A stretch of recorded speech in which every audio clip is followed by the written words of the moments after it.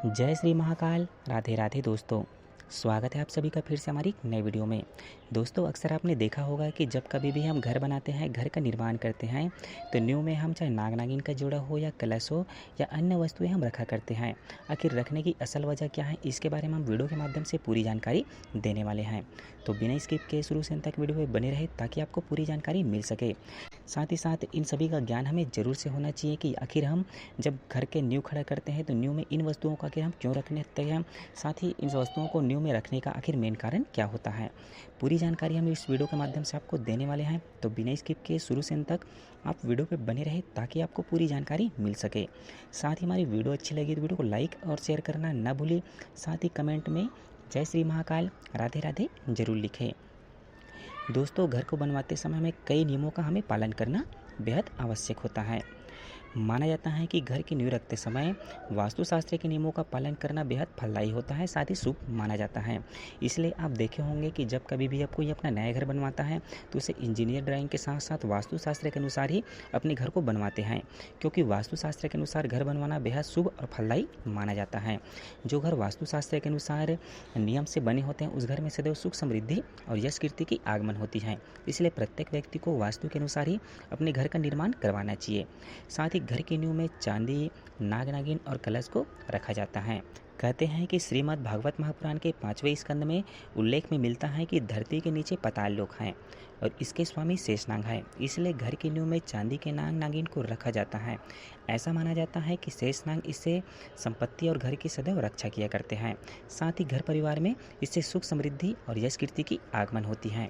साथ ही घर की नींव में चांदी के नाग नागिन को रखने से भगवान शिव की कृपा मिला करती है, जिससे घर परिवार में सुख समृद्धि और यश कीर्ति की आगमन होती है। साथ ही वास्तुशास्त्र के अनुसार नाग नागिन के जोड़े से वास्तु दोष से भी छुटकारा मिलता है। इसलिए श्रद्धा भाव के साथ पूजन विधि के माध्यम से इन सभी को रखा जाता है।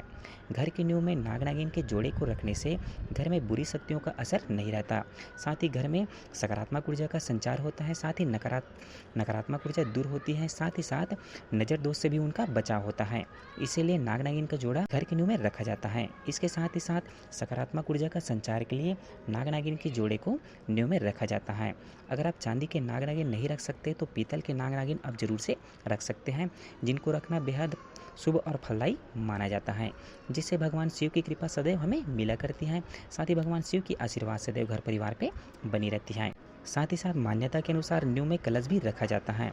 कहते हैं कि कलश में ब्रह्मा विष्णु महेश का वास होता है।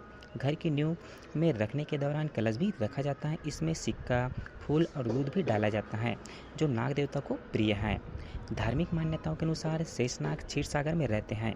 इसी वजह से नींव पूजा करने के दौरान कलश में दूध, दही, घी समेत अन्य चीज़ों को अर्पित करके भगवान शेष को बुलाया जाता है, जो घर की यात्रा से सुरक्षा करता है। इसीलिए शेषनाग हो चाहे भगवान कलश हो, इन सबको नींव में रखने से हमारे घर परिवार में सदैव सुख समृद्धि और यश कीर्ति की आगमन होती है। साथ ही कलश को विश्व ब्रह्मांड का प्रतीक माना जाता है, जिससे समस्त देव प्रतिमाओं के आशीर्वाद हमारे घर परिवार पे बनी रहती है, जिससे घर परिवार में सदैव सुख संपदा, सुख समृद्धि की आगमन होती है। साथ ही साथ हर प्रकार से हमारे घर की सुरक्षा होती है। इसी भाव के साथ ही इसी भाव को रखते हुए प्रत्येक घरों में वास्तुशास्त्र के अनुसार अपने घर के नींव में इन सभी वस्तुओं को रखे जाते हैं।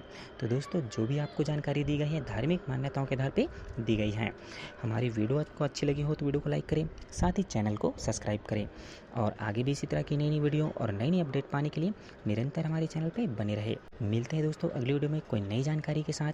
तब तक के लिए जय श्री महाकाल, राधे राधे।